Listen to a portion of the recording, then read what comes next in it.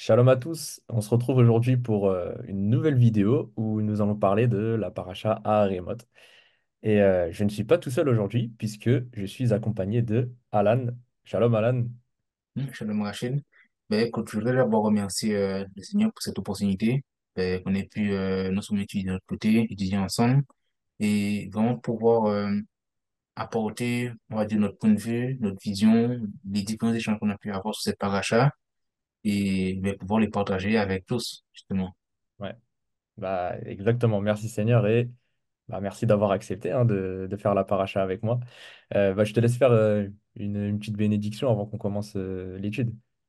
Alors, ok. Du coup, je voulais remercier Willy, puisque c'est justement dans le drach qu'il a fait pendant Pessah, le premier drach, où il a fait cette bénédiction. Et c'est un peu grâce à lui que j'ai cette idée, du coup, pour une vidéo, de faire la bénédiction.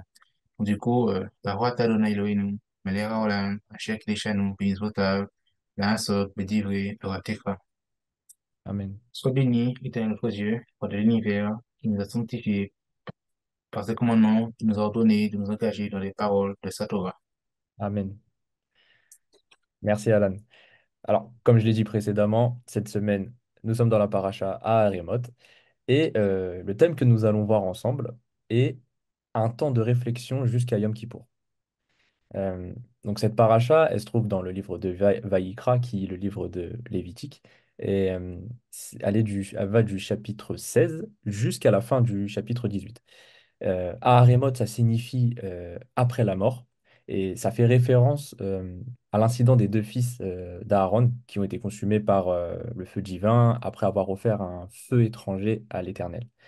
Je vais remettre dans le contexte la paracha Aharemot, où on peut dire qu'elle se découpe en trois grands chapitres. Donc on a la préparation de Yom Kippour avec le Kohen Gadol, on a l'interdiction de consommer du sang et une série d'interdits sur les relations sexuelles. Avec Alan, on a décidé de se concentrer sur le premier chapitre, donc le chapitre 16, avec la préparation à la fête de Yom Kippour et la fête de Yom Kippour.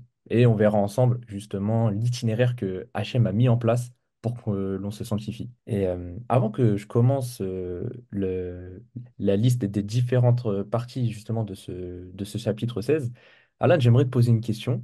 Euh, la paracha, donc le nom de la paracha, c'est Aharemot, qui signifie après la mort. Mais pourquoi après la mort? Écoute, tu sais, c'est une très bonne question. C'est une paracha qui est très dense, puisqu'il est séparé en trois chapitres, qui ont chacun un sujet bien précis dont il parle. Et surtout que cette notion de après la mort, à remote, elle est présente dans les trois. Mais comme on va se concentrer plus sur le premier chapitre, je vais commencer du coup par te raconter une petite histoire. Donc, du coup, c'est l'histoire en fait d'un fumeur invétéré qui ne prenait pas en compte les recommandations de son médecin. Il lui recommandait d'arrêter de fumer parce que c'est dangereux pour sa santé, c'est dangereux pour ses poumons. Et en fait, le médecin l'appelle, lui annonce une mauvaise nouvelle. Donc, il téléphone et il demande s'il connaît Monsieur X. Mais il dit que oui, que c'est un très bon ami à moi, qu'on se connaît depuis très longtemps, depuis le collège.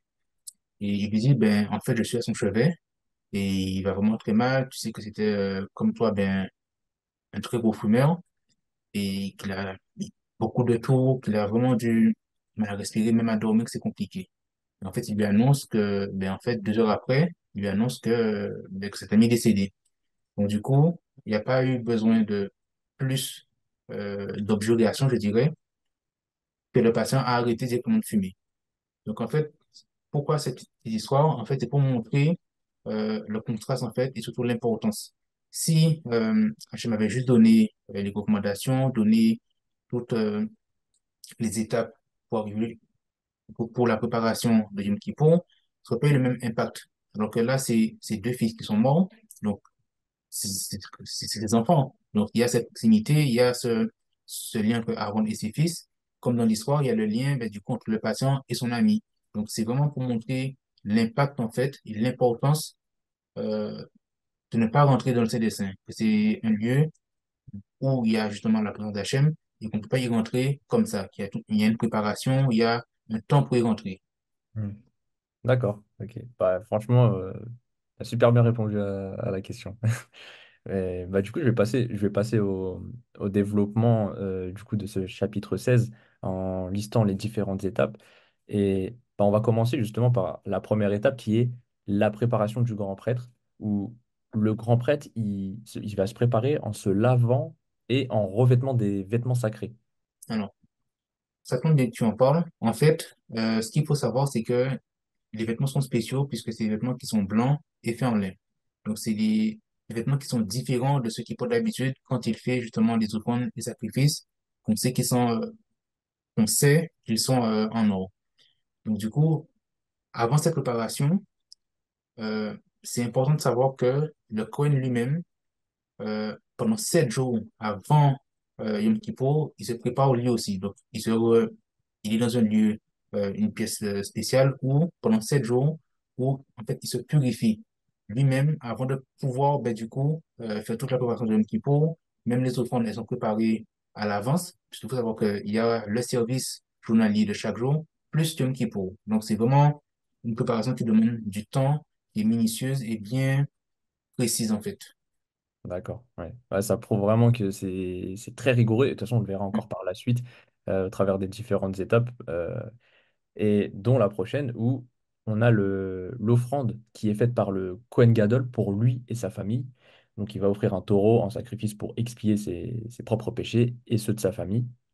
Ensuite vient l'offrande pour le peuple, avec les deux boucs qui vont être choisis pour l'expiation des péchés du peuple. Euh, et là, à ce propos-là, on a un commentaire. Enfin, on peut se poser la question déjà, pourquoi deux boucs? Pourquoi le choix de deux boucs? Et il y a un commentaire du Humash qui dit que, bon, je vais vous le lire, ça va être plus simple. Deux boucs identiques sont utilisés au cours du service de Yom Kippour pour souligner que chacun doit choisir entre le bien et le mal, et que nul ne peut rester neutre. Ceux qui ne choisissent pas d'avancer vers la sainteté glissent inéluctablement vers un abîme de déchéance spirituelle. Donc, on parle de deux boucs, et là, dans le commentaire, on nous parle de bien et de mal. Et justement, euh, on a donc un bouc, enfin, ils vont être tirés au sort, les boucs, il y en a un qui va servir pour être sacrifié dans le Saint des Saints, et un autre qui va être choisi comme bouc émissaire, où en fait il est présenté vivant devant l'Éternel, les péchés du peuple sont confessés sur lui, puis il est envoyé dans le désert, vers Azazel, euh, et en fait ce bouc il va porter les péchés du peuple loin, loin d'eux. Et bah, pour le bouc émissaire, pareil, il y a un commentaire du Humash qui est intéressant et qui dit que en fait, le bouc émissaire, il doit inciter le peuple à se repentir, car il montre à chacun que l'on peut se débarrasser du fardeau des fautes passées et les éloigner. Et c'est un très bon enseignement pour nous-mêmes actuellement. Euh, Confirmé. ensuite, ouais. Et ensuite, on a la purification du sanctuaire, où le grand prêtre, il va encore offrir du sang pour purifier le tabernacle, l'autel et les autres ustensiles du sanctuaire. Et donc, pour toutes ces parties que j'ai citées, on voit que c'est un processus qui est détaillé, rigoureux, mais important pour amener justement cette sainteté, se purifier, pour être prêt à Yom Kippour, justement. On y vient du coup où, après toutes ces purifications, il y a le jeûne et le jeûne de Yom Kippour. Donc le peuple il doit jeûner et se reposer, observer Yom Kippour comme un jour saint de purification et de repentance. Vraiment, l'intention de reconnaître que ce jour est saint et l'intention d'avoir un repentir sincère, c'est super important.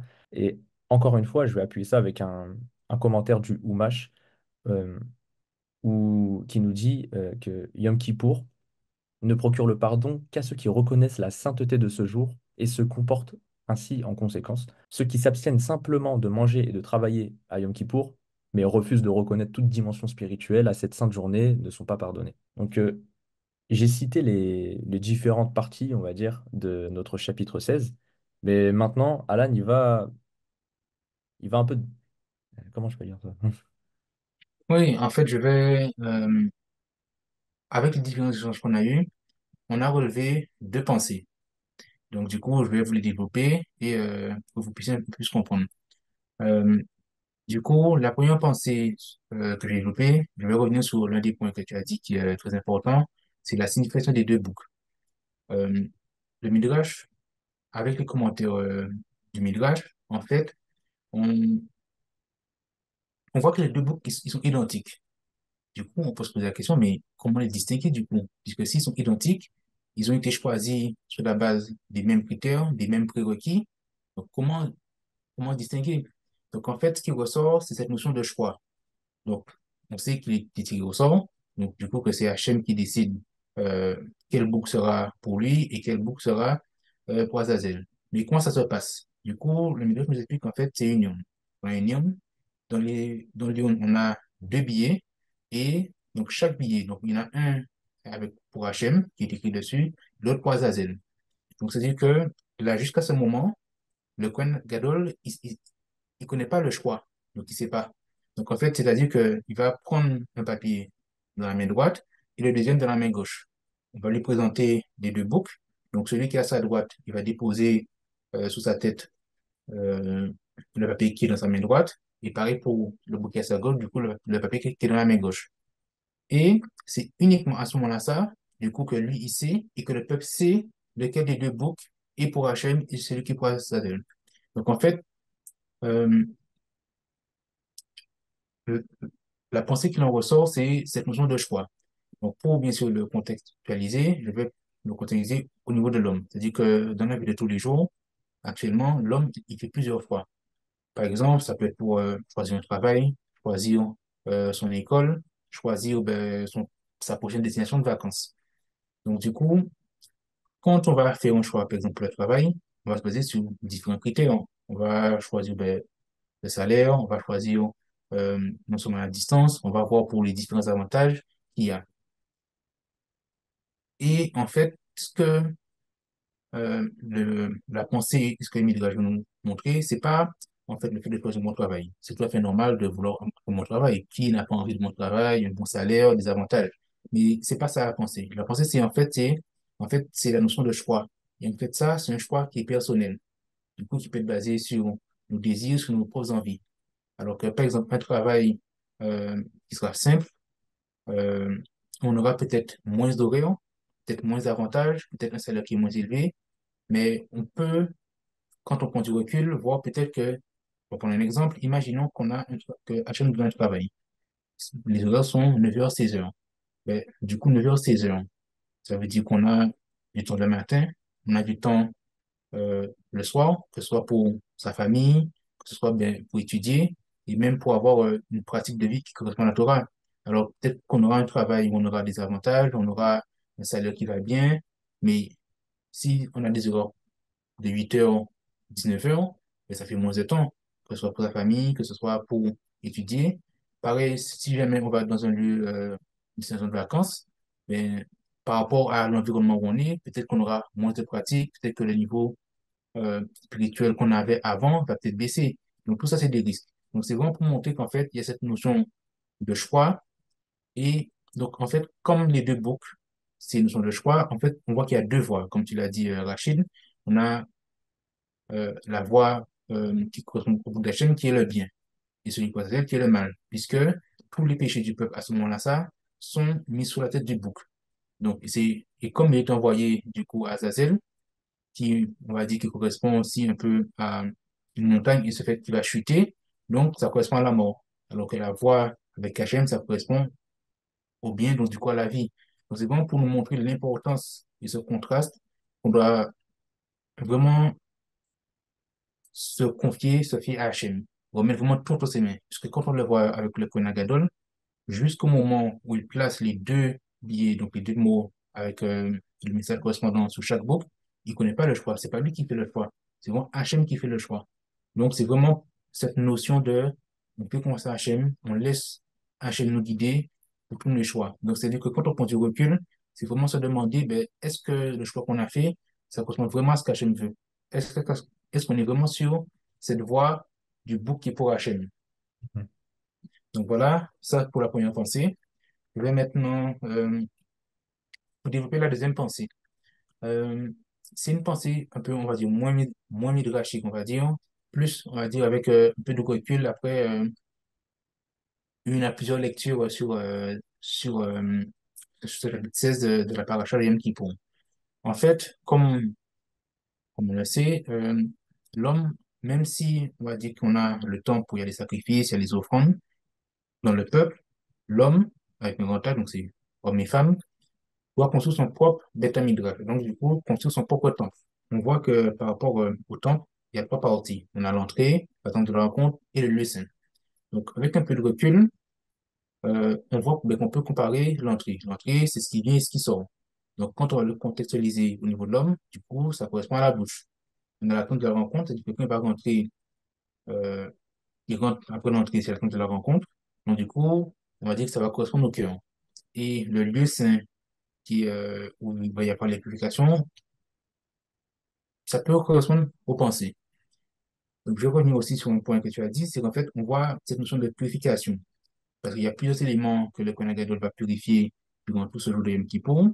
Mais on va en relever trois qui va correspondre, on va dire, à l'homme qu'on va contextualiser. Donc, on a l'autel, l'autel qui va correspondre à la bouche, puisque on sait qu'on n'a plus il n'y a plus le temps actuellement, et que c'est là qu'on déposait les offrandes. Donc, nos lèvres vont correspondre à ces offrandes qu'on va donner à Hachem par la prière, par exemple. On a la purification qui va faire sur lui-même, donc l'aspiration du sang sur le canal de la sur lui-même. Donc, on va dire que ça correspond au cœur.